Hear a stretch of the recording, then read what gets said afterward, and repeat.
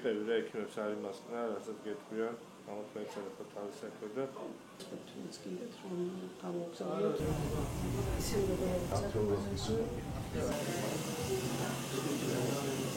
This part that we're standing in, this part and it's modern. It was approved that this hospital would be reopened. We're not changing at a time, but there are people who are in the process of dying, and it's a little in here. It's never just here or being able to help with that. It's kind of just თავდაცვის სრულად არის მობილიზებული ამ ოჯახის დასახმარებლად. ჩვენ ძალიან ოპტიმისტური სურათი ვნახეთ აქ. პროსტაბაია კარგად არის გამოჯამრთელების პროცესშია, როგორც გვეუბნებიან.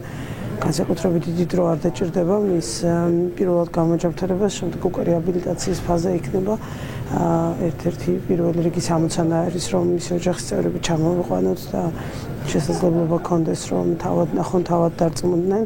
და როგორც კი ფორმალურ პროცედურებს დავასრულებთ, ბუნებრივია ამას გავაკეთებთ და შემდეგ უკვე სამშობლოში დაბრუნებისას ბუნებრივია რომ ყველა ტიპის დახმარება, რაც კი მას სრული რეაბილიტაციისთვის და საბრძოლო ფორმაში ჩადგომისთვის სჭირდება თავდაცვის სამინისტროს გასაკეთებით. ჭრილობა არ იყო მარტივი, მაგრამ ექიმებმა ყველაფერი გააკეთეს და ეს ამჟამად არის საკმაოდ კარგ კონდიციაში.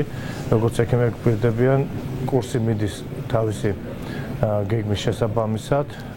და დაგვიბრუნდება, მებრძოლ დაგვიბრუნდება სახსალამათი. მე მინდა დავარწმუნო მისი ოჯახის წევრები, რომ ჩვენი თანამებრძოლი არის ძალიან კარგ პირობებში.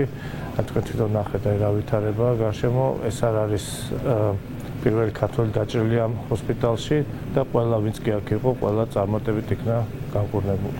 ამჟამად დაჭრილი სამხედრო თავს უკეთესად გრძნობს. ის მკურნალობას ინტენსიური თერაპიის განყოფილებაში გადის.